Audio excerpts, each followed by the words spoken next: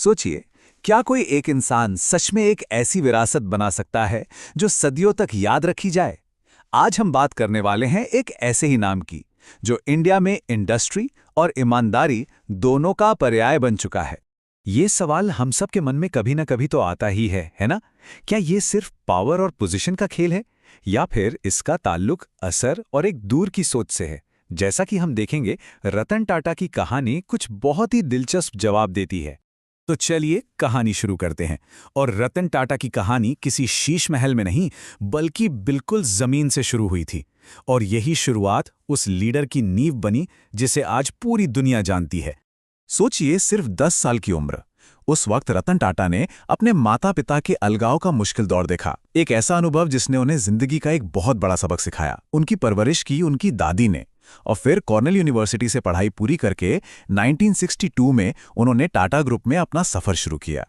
और मजे की बात यह है कि उन्होंने किसी आलीशान ऑफिस से शुरुआत नहीं की। नहीं, बिल्कुल नहीं। उनकी पहली जॉब थी फैक्ट्री के फ्लोर पर आम कर्मचारियों के साथ काम करना। उन्होंने कारोबार को बिल्कुल जमीनी स्तर से सीखा, और इसी अनुभव ने उनके लीडरशिप को एक बहुत ही विनम्र नजरिया दिया। और जानते हैं, जमीन पर मिला यही तजुर्बा उन्हें उनकी सबसे बड़ी चुनौती के लिए तैयार कर रहा था। और वो चुनौती थी टाटा समूह को लीड करना। तो साल था 1991 जब उन्हें चेयरमैन बनाया गया। और आपको पता है क्या हुआ? हर तरफ शक की एक लहर दौड़ गई। कई लोगों को लगा कि भाई ये इतनी बड़ी जिम्मेदारी शायद नहीं संभाल पाएंगे। पर उन्होंने किसी को शब्दों से जवाब नहीं दिया। अपने काम से, अपने एक्शन से उन्होंने अपने आलोचकों को गलत साबित कर दिया। लेकिन रतन टाटा का सपना सिर्फ भारत तक ही सीमित नहीं था। अरे नहीं, उनकी नजरें तो दुनिया पर थीं। उनका एक ग्लोबल विजन था। एक ऐसा विजन जो न सिर्फ टाटा ग्रुप को, बल्कि पूरी दुनिया में भारत की पहचान को बदलने वाला था। उन्हीं के लीडरशिप में टाटा ग्रुप ने कुछ बहुत बड़े और साहसिक कदम उठाए। जागुआर लैंड रोवर और कोरस ग्रुप जैसे बड़े बड़े ग्लोबल नामों को खरीद लिया।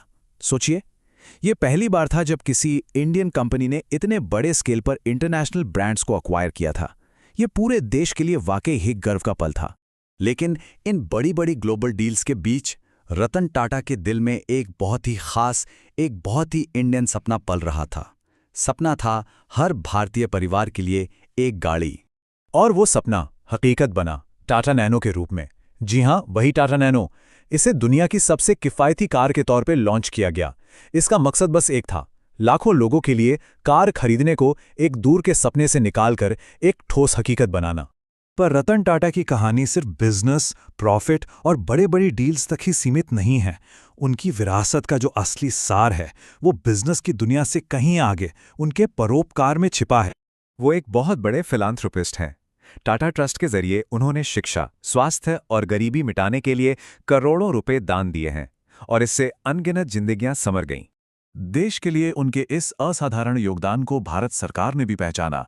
उन्हें 2000 में पद्म भूषण और फिर 2008 में देश के दूसरे सबसे बड़े नागरिक सम्मान पद्म विभूषण से सम्मानित किया गया।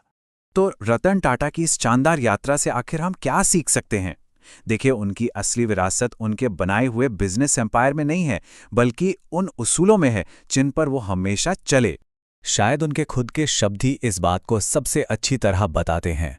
वो कहते थे, सच्ची सफलता सिर्फ पैसे से नहीं आती, बल्कि ये ईमानदारी, कड़ी मेहनत और समाज के प्रति अपनी जिम्मेदारी को समझने से मिलती है। और आज उनकी पूरी जिंदगी लाखों युवा भारतीयों के लिए एक रोशनी की तरह है। ये दिखाती है कि अगर विनम्रता हो, दूर की सोच हो और समाज के लिए कुछ करने का जज्बा हो, तो कुछ भी नामुमकिन नहीं है। तो आखिर में ये सवाल हमारे लिए है, एक ऐसी दुनिया में जहां कामयाबी को अक्सर दौलत से तौला जाता है, रतन टाटा की इस स्थायी विरासत से हम असल में क्या सीख सकते हैं? ये एक ऐसा सवाल है जिस पर सोचना तो बनता है।